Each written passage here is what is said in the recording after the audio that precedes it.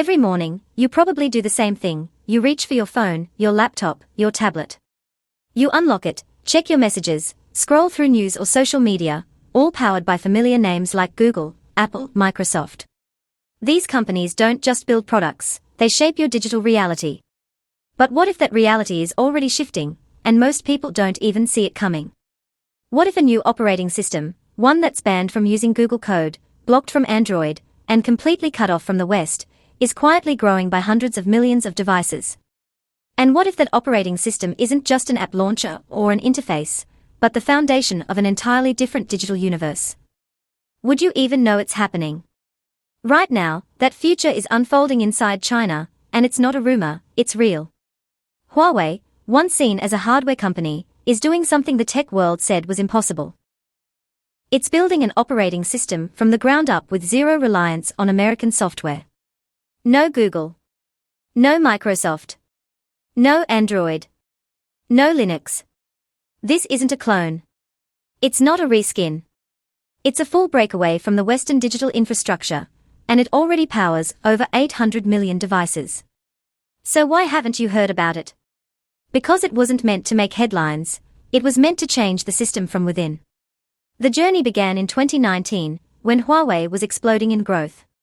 Its phones were outselling Apple in global markets. Its laptops were gaining traction. It looked unstoppable, until US sanctions hit. Practically overnight, Huawei was blacklisted.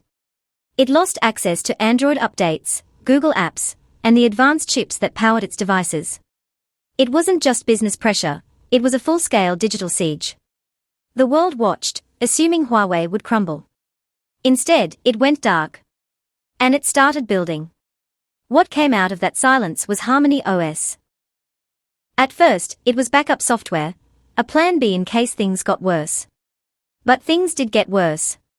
And Huawei responded by scaling its plan B into a massive new ecosystem. By 2025, HarmonyOS wasn't just running on phones. It powered tablets, smart TVs, cars, watches, even refrigerators, and now, full-blown PCs. But that was just the beginning. Because in 2025, Huawei revealed HarmonyOS Next. And this version is unlike anything the world has seen before. HarmonyOS Next is not based on Android. It doesn't use Linux. It doesn't support Google apps.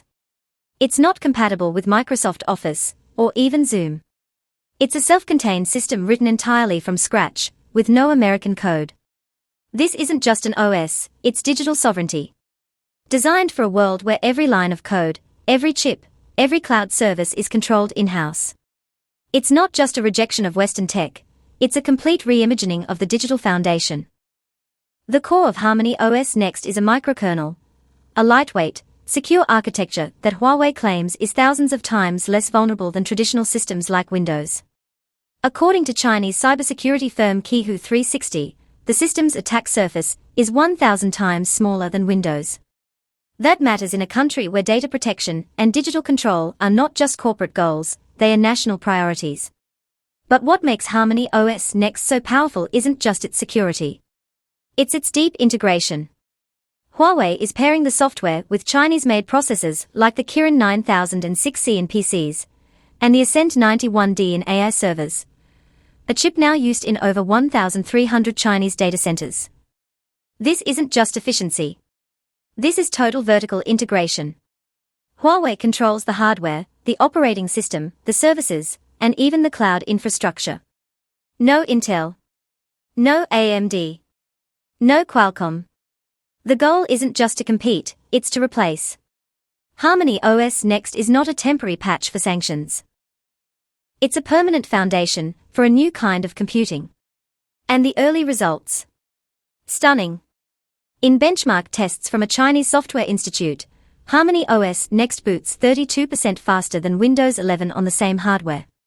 It uses 29% less RAM when multitasking. Apps launch faster. Animations are smoother. For users within the Huawei ecosystem, it's a seamless experience: smartphone, laptop, watch, TV, even printer, all speaking the same digital language. But there's a catch. One big, undeniable catch. Apps. HarmonyOS Next currently supports only 15,000 native desktop apps. Huawei claims that number will hit 100,000 by the end of 2025, but that's still far behind Windows, which supports over 660,000. Major apps like Photoshop, Microsoft Office, and Zoom. Not available. According to data from App in China, only 6% of the world's top 1,000 apps are currently on Huawei's platform. That's a massive gap, and one that could keep power users and professionals away for now. So why is this still a threat to Silicon Valley? Because Huawei is not building for global dominance, at least not yet. It's building for internal dominance. HarmonyOS Next is designed to thrive within China first, especially in the public sector, state-owned enterprises, and national infrastructure. It's designed for a world where Chinese hospitals, government offices, and energy grids don't have to rely on Microsoft or Amazon ever again. And that shift is already underway. In provinces like Guangdong, Hubei, and Xinjiang, government agencies have begun migrating to HarmonyOS systems. China's Ministry of Industry and Information Technology announced that by 2027, all public services must fully migrate to domestic operating systems. That means no more Windows. No more macOS. No Android. Just China's own tech stack, powered by Harmony. And Huawei is doubling down. In 2024 alone, the company spent 180 billion yuan, over $25 billion US, on R&D, much of it focused on software, chips, and AI. This is not about sleek phones or flashy features. This is about long-term infrastructure. Developer tools. APIs.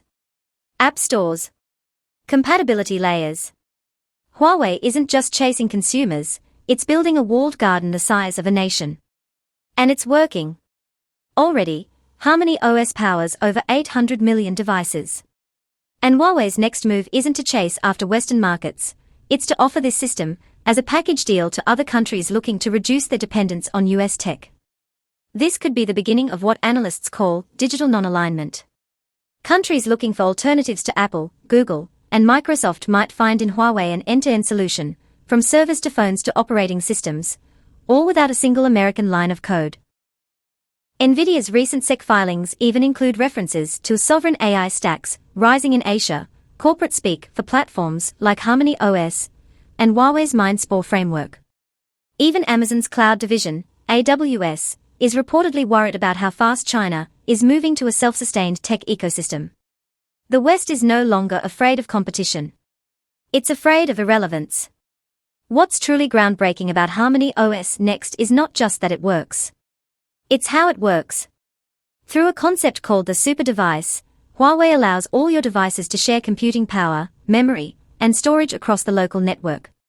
You can drag a file from your phone to your laptop, edit it on your tablet, and print it from your fridge, no cloud storage required. This is real-time local collaboration at the hardware level. It's not just smart, it's sovereign. In this new system, everything is designed to communicate instantly, securely, and entirely within borders. For the average user, it means simplicity. For a government, it means control. And for the global tech order, it means the rules are changing. So here's the big question: if Huawei and HarmonyOS succeed, will other countries follow? Will digital sovereignty become the next big global movement? What happens when governments stop trusting American platforms, not because of price, but because of politics, control, and security? This isn't science fiction. It's already happening. And the ripple effects could define the next decade of global technology. So now the real question is, who gets to write the future of the digital world? The companies in Silicon Valley, or the ones that decided to build their own valley from scratch? If you found this video eye-opening, make sure to like it so others can find it too. Subscribe and hit the bell icon for weekly deep dives into the biggest shifts in global tech. And in the comments, tell us, would you ever switch to a fully independent operating system like HarmonyOS Next? Or is the Western tech stack too deeply rooted in your digital life? We'll be watching the rise of this system very closely. Because this isn't just the next chapter in tech, it might be the next book.